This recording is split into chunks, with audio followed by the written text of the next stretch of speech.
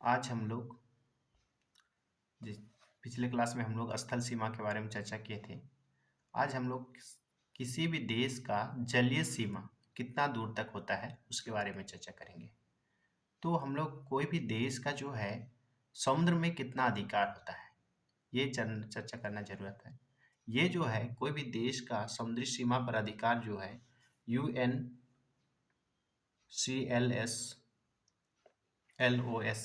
1982 मतलब united nation convention for the law of sea 1982 के तहत निर्धारित किया गया है। और इस निर्धारण के अनुसार हम लोग जो है समुद्र सीमा में इसकी दूरी को नॉटिकल मील किसमें नापते हैं, नॉटिकल मील में नापते हैं।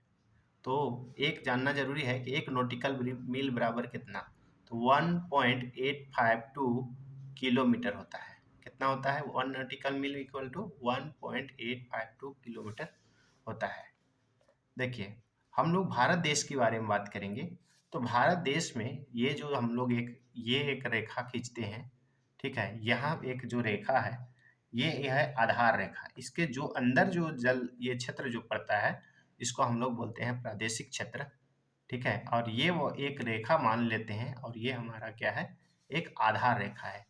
और इस आधार रेखा से 12 मील, ठीक है, 12 नॉटिकल मील 12 नॉटिकल मील तक जो दूरी होती है, ठीक है, 12 नॉटिकल मील तक जो दूरी होती है उसको हम लोग बोलते हैं प्रादेशिक जल सीमा क्षेत्र, ठीक है। प्रादेशिक जल सीमा क्षेत्र या टेरिटोरियल वाटर जोन ये जो होता है 12 मील होता है, ठीक है।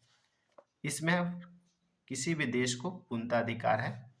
अच्छा आगे यहाँ से देखिए, यहाँ हम लोग जो आधार रेखा माने हैं यहाँ से जो है यहाँ तक ये जो रेखा हम खींच के रखे हुए हैं यहाँ तक ये आपका 24 मील होता है, ठीक है। 24 मील किलोमीटर में आएगा तो 44 किलोमीटर, ठीक है। मील में आएगा तो 24 मील, किलोमीटर में 44 किलोमीटर, ये 22 किलोमीटर।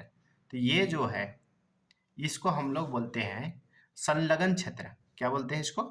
संलग्न क्षेत्र। ध्यान दीजिए फिर से देखिए, ये हमारा क्या है, हम एक बना के रखे हैं, ये रेखा जो दिख रहा है ये हमारा क्या था, प्रादेशिक जल सीमा क्षेत्र, ये 12 मील तक। अब यहीं से यही आधार रेखा है और यहाँ से यहाँ तक जो है ये हमारा कितना है, 24 मील। 24 मील जो है यहाँ से यहाँ कितना, 24 मील तक इस दूरी को हम लोग क्या बोलते हैं, संलग्न क्षेत्र कहते हैं, ठीक है। इसमें 24 मील आता है।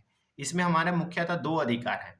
सीमा शुल्क वसूलने का अधिकार, कोई भी नाव, किसी का पानी जहाज इस 24 मील अर्थात 44 किलोमीटर के अंदर में घुस जाता है तो हम लोग उससे क्या कर सकते हैं, हम लोग सरकार क्या कर सकती है, उससे टैक्स वसूल सकती है। दूसरा है साफ सफाई का अधिकार या जिम्मेवारी जो होता है, ठीक है, 24 मील तक उसी क्षेत्र का पड़ता है। जैसे हमारा भारत देश का इस क्षेत्र जहां तक पड़ेगा 44 किलोमीटर वहां तक जो है ये संलग्न क्षेत्र में आएगा और साफ सफाई की जिम्मेदारी भारत देश की होगी।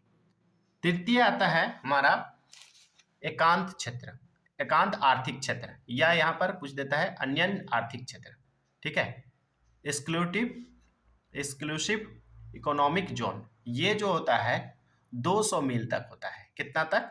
200 मील। कहाँ से हम लोग नापेंगे, ध्यान दीजिएगा, हम लोग जो है इसको आधार रेखा से ही मांगना है। आधार में रेखा से ये जो है यहाँ तक हम एक माने हैं, यहाँ तक ये 200 मील नॉटिकल मील, ठीक है।